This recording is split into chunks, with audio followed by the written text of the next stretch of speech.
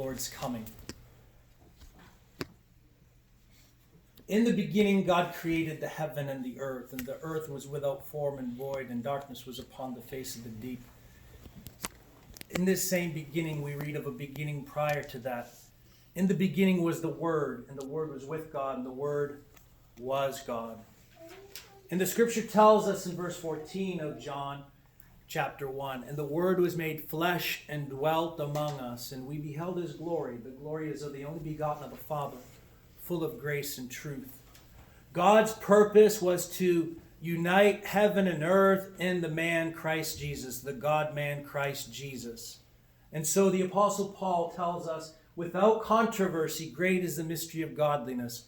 God was manifest in the flesh, seen in the world, believed on by men, and received up into glory.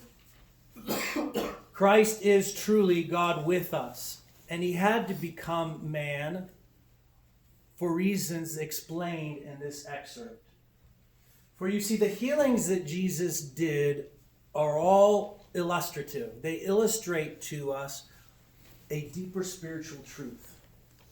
So in the healing of this woman, we learn of the fallenness of our nature, and also the redemption or the buying back which God effects or does within us when he reaches out and touches us.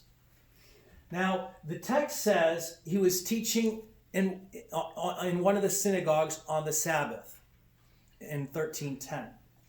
And it says, and behold, so he wants us to notice, behold, idou is what it says in the Greek. Fix your eyes on this.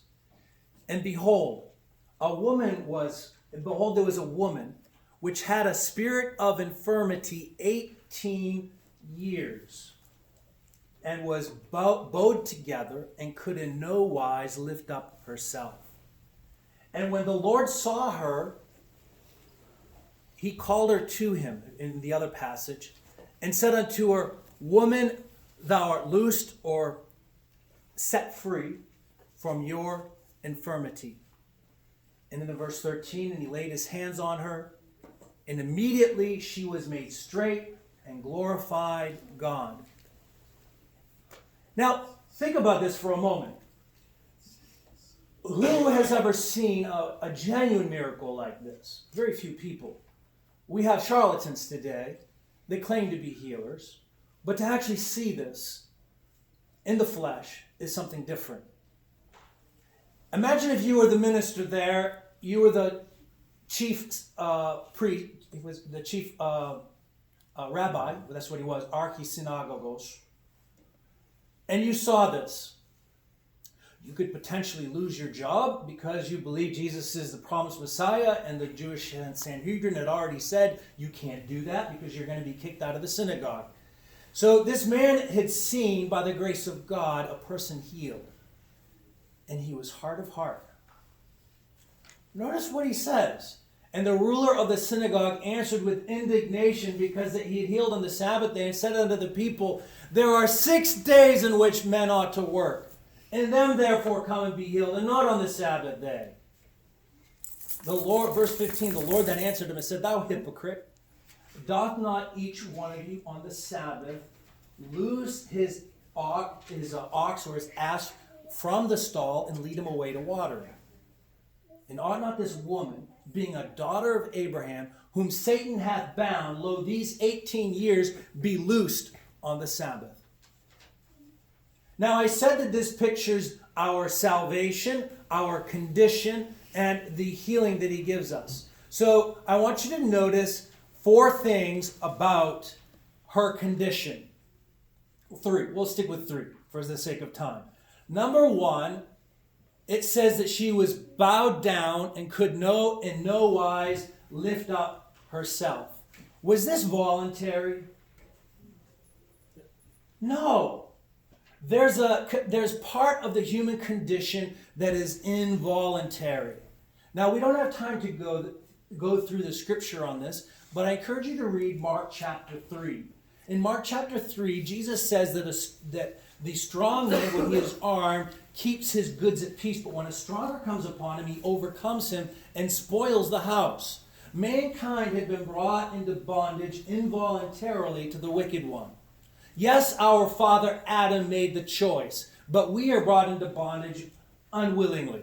I did not choose to be brought into servitude to the evil one.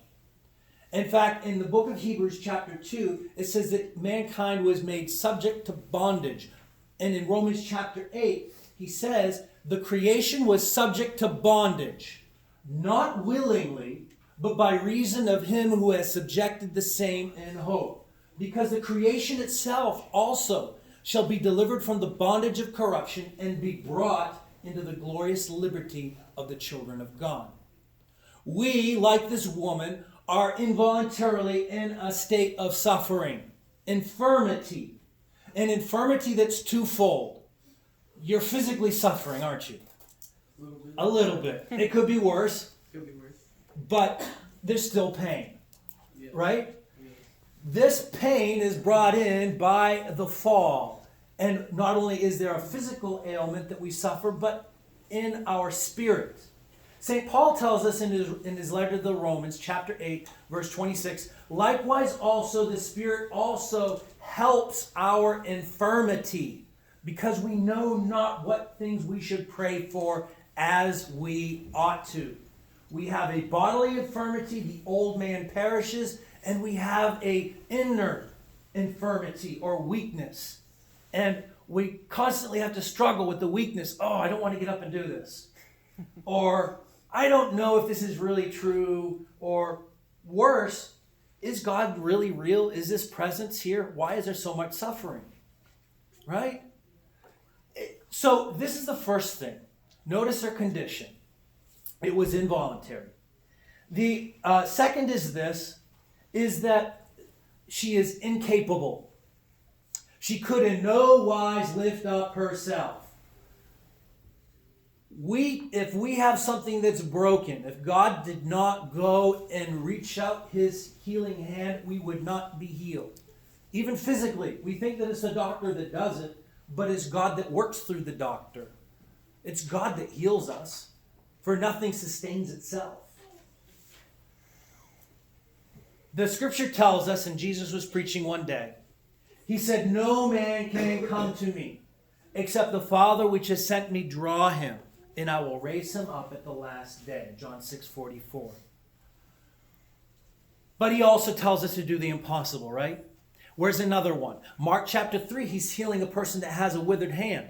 Not bowed down together, but with a withered hand. And what does he say to this person? He says to this person that had no power to do so, stretch forth your hand. Okay, God, I'm a paraplegic. Why are you telling me to do something I can't do? Because that's faith.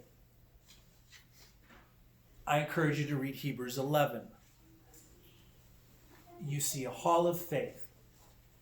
So number one, it was involuntary. Secondly, her weakness showed that she was incapable. And then there's one last thing. Is that, and this is, it's not alliterated. If I alliterate it all, I would be accused of being a Baptist. So I couldn't alliterate this one. This is metaphorical, and this is how St. Paul interprets. She was bowed down together, crooked, which is metaphorical of our condition. It's not straight. We talk about somebody, well, I got to follow the Lord. I got to walk the what and narrow. Straight and narrow. So all we like sheep have gone astray. We have turned everyone to his own way, and the Lord has laid on him the iniquity of us all. This is the way that John the Baptist's message was, the way, prepare ye the way of the Lord, make his paths what? Straight. So, this is where the good news is. It doesn't stop there. So we see what happens when Jesus touches us. What's the first thing?